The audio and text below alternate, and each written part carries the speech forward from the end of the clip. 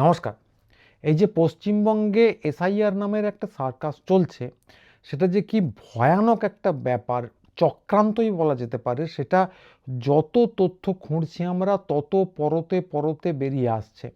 তো আগের দিন একটা অনুষ্ঠান করেছিলাম, বলেছিলাম দ্বিতীয় পর্ব থাকবে। এটা সেই দ্বিতীয় পর্ব। খুব সম্ভবত আজকেও শেষ হবে না, এটার একটা তৃতীয় বা চতুর্থ পর্ব করে চলতে হবে। চক্রান্তটা এতটাই গভীর, সমস্যাটা এতটাই জটিল। তা এতে ঠাট্টাই আর কি কিচ্ছু থাকবে না, নিরস তথ্য নিয়ে ঘাটাঘাটি থাকবে, কিন্তু তবুও অনুগ্রহ করে শুনবেন, কারণ বিষয়টা জরুরি, আপনার আমার ভবিষ্যতের সঙ্গে জড়িয়ে। তো আগের দিন আপনাদের একটা ছবি দেখিয়ে শুরু করেছিলাম, দুটো পশ্চিমবঙ্গের মানচিত্র, আজকেও সেটা দেখাচ্ছে স্ক্রিনে। পাশাপাশি পশ্চিমবঙ্গের দুটো মানচিত্র দেখলে মনে হয় অবিকল এক, কিন্তু আসলে এক নয়, যদিও কাছাকাছি। কিন্তু মানচিত্র দুটো এক নয়, দুটো আলাদা জিনিস এতে করে তুলে ধরা হচ্ছে। যদি বাঁ দিকের ছবিটা দেখেন, এটা হচ্ছে পশ্চিমবঙ্গে মুসলমান শতাংশের অনুপাত নিয়ে তৈরি করা একটা জেলা ভিত্তিক মানচিত্র। যে জেলায় মুসলমান সংখ্যা যত বেশি, শতাংশ যত বেশি, সেই জেলা তত বেশি নীল। দেখবেন মালদা, মুর্শিদাবাদ সব থেকে বেশি গাঢ় নীল, মুর্শিদাবাদ সব থেকে বেশি। আর ডান দিকেরটা যদি দেখেন, সেটা হচ্ছে পশ্চিমবঙ্গের এই এসআইআর নামক কারবারে বিচারাধীন, অর্থাৎ কিনা অ্যাডজুডিকেশনের আন্ডারে যত লোক আছেন তাদের শতাংশ যেখানে যত বেশি, সেটা তত গাঢ় নীল। ছবি দুটো দেখলে অনেকটা একই রকম লাগছে, কারণ এই যে যেখানে মুসলমানের সংখ্যা যত বেশি, সেখানে বিচারাধীনের সংখ্যা তত বেশি সেই জেলায়। কেবল তফাৎ একটা জায়গাতেই আছে, মালদা এবং মুর্শিদাবাদ।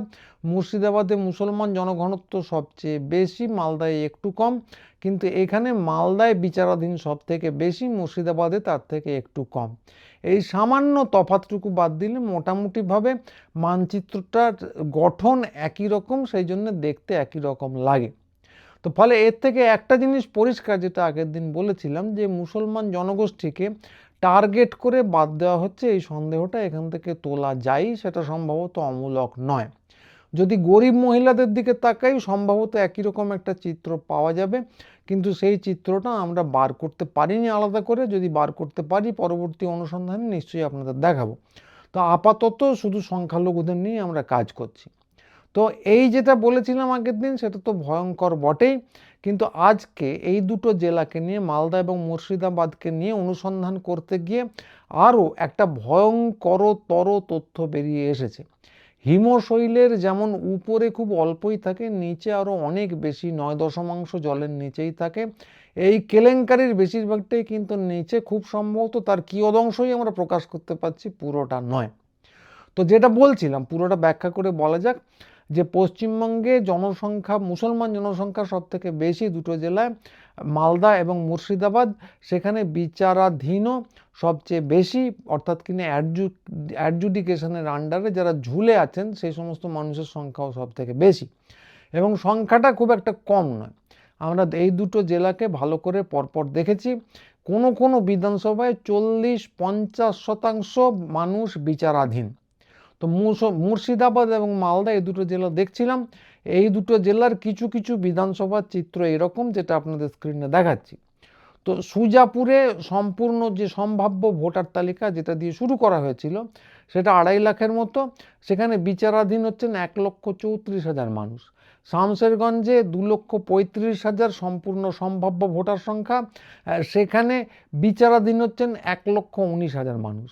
সুতিতে সম্পূর্ণ ভোটার সংখ্যা, সম্ভাব্য ভোটার সংখ্যা হচ্ছে 2,67,000, সেখানে বিচারাধীন হচ্ছেন 1,11,000 মানুষ। রঘুনাথগঞ্জে 2.5 লাখ সম্ভাব্য ভোটার, তার মধ্যে 1,09,000 বিচারাধীন। রতুয়াতে 2,80,000 ভোটার, সেখানে 1,04,000 হচ্ছেন বিচারাধীন। এবং রানীনগরে 2,61,000 ভোটার, সেখানে 1 লক্ষ মানুষই বিচারাধীন। তো যে চিত্রটা পরিষ্কার, যে মোটামুটি 2.5 লাখ সম্ভাব্য ভোটার এই সবকটা জেলাতে, সবকটা বিধানসভাতেই যেগুলো দেখালাম, এর সর্বত্রই বিচারাধীন 1 লক্ষ ছাড়িয়ে গেছে। এবং সুজাপুর, শামশেরগঞ্জ, এই দুটো জায়গায় সংখ্যাটা 50%-এর কম, বা 50% ছাড়িয়ে গেছে। সুজাপুরে 50% ছাড়িয়ে গেছে, শামশেরগঞ্জে মোটামুটি 50%।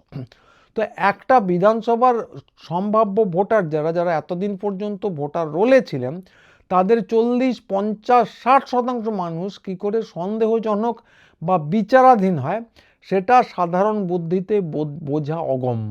তো এইটা একটা বড় খটকা যেটা দিয়ে আমরা শুরু করেছিলাম। তো আরও একটা জিনিস অন্য জায়গায় যাওয়ার আগে বলে নেওয়া ভালো, তো সব জায়গায় চিত্রটা এরকম নয়, এত লোক বাদ যাননি। তো আপনাদের একটা লেখচিত্র দেখাচ্ছি যেটা মোটামুটিভাবে যেখানে বিধানসভাগুলোকে আলাদা আলাদা করে আপনাদের সামনে তুলে ধরা হয়েছে লেখচিত্রের মাধ্যমে। তো সেটা যদি দেখেন তো দেখবেন সব জায়গায় চিত্রটা একেবারেই একরকম নয়, সংখ্যাটা ক্রমশ কমে এসেছে। একদম বাঁ দিক থেকে ডান দিকে যদি যান দেখবেন যে এই সবুজ যেটা দেখানো হচ্ছে এটা হচ্ছে সম্ভাব্য রোলে যেটা আছে সেই ভোটার সংখ্যা, এবং নীলটা হচ্ছে কত বাদ গেছে। একদম বাঁ দিকে যদি যান বাঁ দিকে দেখবেন যে সংখ্যাটা, যে নামগুলো বললাম বিধানসভায়, এই নীল অংশটা অনেক বড়, আস্তে আস্তে সেটা কমে এসেছে, কমে একদম ডান দিকে খুব কম হয়ে গেছে। অর্থাৎ মালদা মুর্শিদাবাদেও সব জায়গায় সমান সংখ্যক লোক যে বাদ গেছেন তা নয়, সংখ্যাটা বেশি থেকে কমের দিকে গেছে। তো কথা হচ্ছে যে এই যে একটা ডিস্ট্রিবিউশন, কোনো জায়গায় বেশি কোনো জায়গায় কম, সেটাই বা কেন? ফলে আমাদের দুটো খটকা, এক হচ্ছে কিছু কিছু বিধানসভায় কী করে 40-50% লোক সন্দেহভাজন বা বিচারাধীন হয়ে যান সেটা আমাদের মাথায় ঢুকছে না। আর দ্বিতীয় খটকা যে সব জায়গায় সমান মাপের লোকজন তো বাদ যাননি, কিছু জায়গায় বেশি কিছু জায়গায় কম, এটাই বা কেন? তো এই যে দুটো রহস্য, প্রকৃত গোয়েন্দা গল্পের মধ্যেই যদি আপনি খোঁজেন এই দুটো রহস্যের সন্ধান কিন্তু আপনি করতে পারবেন যৌক্তিকভাবে করতে পারবেন যদি ঠিক জায়গায় দেখেন। তো এক্ষেত্রে এই রহস্যটা বুঝতে গেলে আপনাদের 2021 সালের ভোটের ফলাফল দেখতে হবে। তো এই যে কটা বিধানসভা বললাম এর সব কটা জায়গাতেই তৃণমূল জিতেছিল 2021 সালে, এবং তার এই জেতার ব্যবধান বা মার্জিন যেটা বললি সেটা ছিল এরকম: সুজাপুরে ছিল 1,30,000, শামশেরগঞ্জে ছিল 26,000, সুতিতে ছিল 70,000, রঘুনাথগঞ্জে ছিল 98,000, রতুয়াতে ছিল 75,000 এবং রানীনগরে ছিল প্রায় 80,000। তো সেগুলো আপনাদের সংখ্যাগুলো স্ক্রিনে দেখালাম। তো এই 5টা বা এই 6টা জায়গা যেখানে সব থেকে বেশি লোক বাদ গেছে তার ভোটের মার্জিন 2021 সালের, সেটাও আপনাদের আলাদা করে দেখালাম।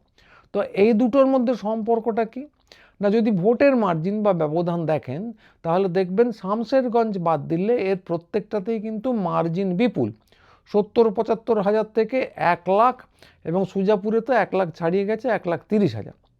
এবং মজা যেটা, আগের ম্যাপের সঙ্গে বা আগের পরিসংখ্যানের সঙ্গে যদি মিলিয়ে দেখেন তাহলে দেখবেন এই প্রতিটা জায়গাতেই বিচারাধীন যে ভোটার সংখ্যা সেটা কিন্তু এই বিপুল মার্জিনকেও ছাড়িয়ে গেছে।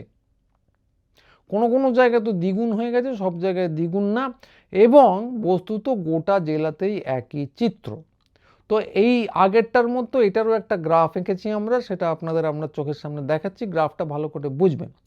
তো দেখবেন যদি গ্রাফটা মন দিয়ে দেখেন তাহলে ওই একই ব্যাপার, দুটো রং আছে সবুজ এবং নীল, এবং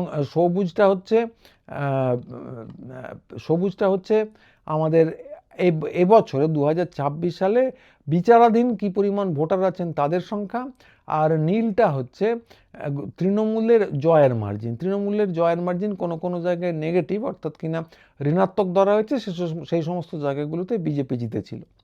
তো যদি এই চিত্রটা ভালো করে লক্ষ্য করেন তাহলে দেখবেন যে নীলের থেকে সবুজ কিন্তু অনেকটাই উঁচু। কথাটার মানে কি?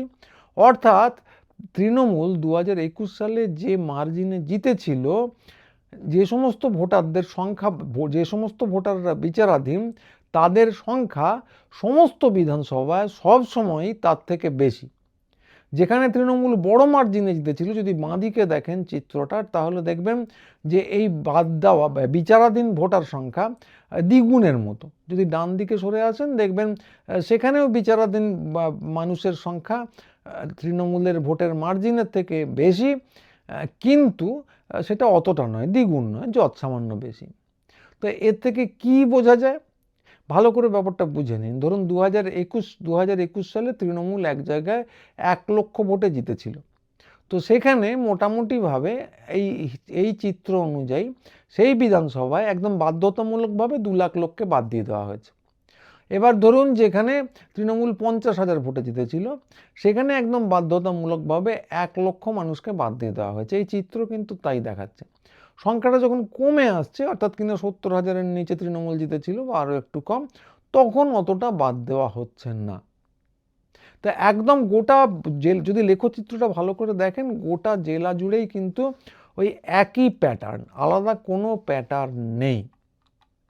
তো এইবারে এই প্যাটার্নটার মানে কি, যে সমস্ত জায়গায় যেখানে মার্জিন যত বেশি তত বেশি বিচারাধীন, এবং সংখ্যাটা অনেক ক্ষেত্রেই মার্জিন ছাড়িয়ে অনেক দূর চলে গেছে, দুগুণেরও বেশি। এবার এটা নিয়ে কোনো সন্দেহ নেই যে এই দুই জেলায় যারা বাদ গেছেন তাদের বেশিরভাগটাই মুসলমান। এটা নিয়ে আমরা আলাদা করে অ্যানালাইসিস করিনি, কিন্তু এইটা যে খবর পাচ্ছি মোটামুটিভাবে তাই, এবং যৌক্তিকভাবে এটা না মেনে নেওয়ার কিছু নেই। এবং আমরা সবাই জানি যে তৃণমূলের এই এলাকায় ভোট ব্যাংক কারা, ভোট ব্যাংক কথাটা যদি আপত্তি থাকে, কারা বেশি ভোট দেন এভাবেও বলা যায়, নিঃসন্দেহে সংখ্যালঘুরা। এবারে 1 লক্ষ মার্জিন যেখানে তৃণমূলের, সেখানে যদি 2 লক্ষ মুসলমান ভোটারকে বাদ দিয়ে দেওয়া যায়, তারা যদি ভোট দিতে নাই পারে, তো সেক্ষেত্রে বিজেপির জয় ওই এলাকায় মোটামুটিভাবে সুনিশ্চিত। এবং যদিও এই দুটো জেলা সংখ্যালঘু জেলা, সেখানেও বিজেপির জয় মোটামুটিভাবে সুনিশ্চিত যদি আপনারা ভোটারদেরই বাদ দিয়ে দিতে পারেন। এটা আরও একবার বলি, তৃণমূলের 2021 সালে যেখানে মার্জিন ছিল 1 লাখ, এখন ভোটার সংখ্যা বাড়ার পরে সেটা 1.5 লাখ হতে পারে, সেখান থেকে বাদ দেওয়া হচ্ছে সংখ্যালঘু 2 লক্ষ মানুষকে। এবং এটা করা হচ্ছে, আমরা যৌক্তিকভাবে আন্দাজ করতে পারি, যাতে তৃণমূল ওই জায়গায় জিততে না পারে, বিজেপি জেতে। যেখানে ধরুন 50,000, সেখানে সমস্যাটা, ব্যাপারটা একটু জটিল, কংগ্রেস কিছু ভোট পেয়েছে, আমরা কিছু ভোট পেয়েছি, ইত্যাদি নানা ব্যাপার স্যাপার হয়েছে, সেখানে অত ভোট বাদ দেওয়ার প্রয়োজন হয়নি। নানা রকম জটিল ইকুয়েশন করে, হিসেব করে এমনভাবে বাদ দেওয়া হয়েছে যাতে তৃণমূল এখানেও না জিততে পারে, কিন্তু অত বাদ দেওয়ার সেখানে প্রয়োজন নেই, চোখে পড়ছে না। ফলে ছকটা কিন্তু গোটা জেলা দুটো, মালদা এবং মুর্শিদাবাদ দুটো জেলা জুড়েই এক, ভোটারদের এমনভাবে বাদ দেওয়া হয়েছে, চিত্র থেকে পরিষ্কার, যে যাতে বিজেপির জয় মোটামুটিভাবে সুনিশ্চিত করা যায়। এবার এটা এর কারণ কি আমরা বলতে পারবো না, ছবি থেকে তো কারণ বলা সম্ভব না, হয়তো এটা এলোপাতাড়ি ঢিল ছুটতে ছুটতে হয়ে গেছে, হতে পারে। অথবা ধরুন একজন বাঁদরকে কম্পিউটার দিয়ে দিলে সে টাইপ করে শেক্সপিয়ারের ম্যাকবেথ লিখে ফেলতে পারে, সেটার যেমন সম্ভাবনা আছে, সেরকম ঢিল ছুটতে ছুটতে তৃণমূলকে হারাতে গেলে, বিজেপিকে জেতাতে গেলে যত ভোটারকে বাদ দেওয়া দরকার ঠিক ততই বাদ দেওয়া হয়েছে এলোপাথাড়িভাবে, তাও হতে পারে। কিন্তু আমাদের যৌক্তিক আন্দাজ হচ্ছে এই, যে এরকম এলোপাথাড়ি ব্যাপার এরকম আদৌ না, ব্যাপারটা করা হয়েছে ভীষণ হিসেব কষে। এবং আমরা যদি পরবর্তীকালে মুসলমান অধ্যুষিত জেলাগুলো ছেড়ে অন্য জায়গায় যাই, একই রকম চিত্র দেখতে পাবো বলে আমাদের আন্দাজ, কিন্তু সেটা এখনও আন্দাজ, বিশ্লেষণ হয়নি। কিন্তু এখানে যেটা দেখতে পাচ্ছি সে নিয়ে কোনো সন্দেহ নেই, ভোটার সংখ্যা এমনভাবে বাদ দেওয়া হয়েছে, এমনভাবে বাদ গেছে যাতে বিজেপির জয় সুনিশ্চিত হয়, অথবা অন্তত তার একটা প্রতিযোগিতামূলক জায়গায় থাকে, হেরো গোভূত যেন না হয় সংখ্যালঘু অধ্যুষিত এলাকাতে। এবং একটা ব্যাপার মাথায় রাখতে হবে, যে এরা এখনো পর্যন্ত বিচারাধীন, সেটাই প্রচণ্ড হইচই হওয়ার পরও মুখ্যমন্ত্রী সুপ্রিম কোর্টে চলে গিয়েছিলেন, হইচই পড়ে গিয়েছিল, এবং নির্বাচন কমিশনের হাত থেকে পুরো ব্যাপারটাকে সরিয়ে নিয়ে কোর্টের আধিকারিকদের হাতে দিয়ে দেয় সুপ্রিম কোর্ট, এবং কোর্টের অধীনে এখনো পুরো কাজটা হচ্ছে। ফলে এইটা মোটামুটিভাবে আরও একটা যৌক্তিক আন্দাজ, যে এই পুরো হইচইটা না হলে এগুলো কিন্তু আর বিচারাধীনও থাকতো না, পুরোটাই কিন্তু বাদের তালিকায় চলে যেত।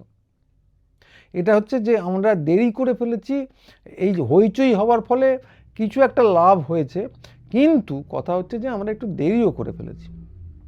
তো হইচই হওয়ার ফলে কোনো লাভ হয়নি তা নয়, মুখ্যমন্ত্রী গেছেন তাতে লাভ হয়েছে, কিন্তু এই যে দেরিটা হয়েছে, উল্টো দিকে মুখ্যমন্ত্রী যদি এত দেরি না করতেন, নিজেটা করেছেন, অনেকদিন চুপ করে বসেছিলেন, এবং একযোগে বাকি বিরোধীরাও যদি সবাই প্রতিবাদ করত, তাহলে হয়তো হলেও হতে পারতো, যদি কিন্তু দিয়ে কথা বলছি, নিশ্চিত করে জানি না, যে তাহলে কিন্তু হয়তো হতে পারতো যে এত বিচারাধীন করারও সাহস হতো না নির্বাচন কমিশনের।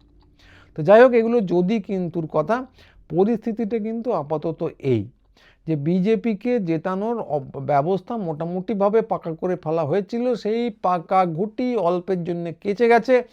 এখনও কি হবে আমরা জানি না, বিচারাধীনদের তো দেখে শুনে শেষ করা ভারী মুশকিল এই কয়েক মাসের মধ্যে, ফলে তারা আদৌ ভোট দিতে পারবেন কিনা সন্দেহ আছে। ফলে পাকা ঘুটি কেচে গেছে, আদৌ এরকম নয়। এবং যারা বিচারাধীন তাদের নিজেদের ভাগ্য যেমন ঝুলে আছে, তারা কোথায় যাবেন, ডিটেনশন ক্যাম্পে না বাংলাদেশে, আমরা জানি না।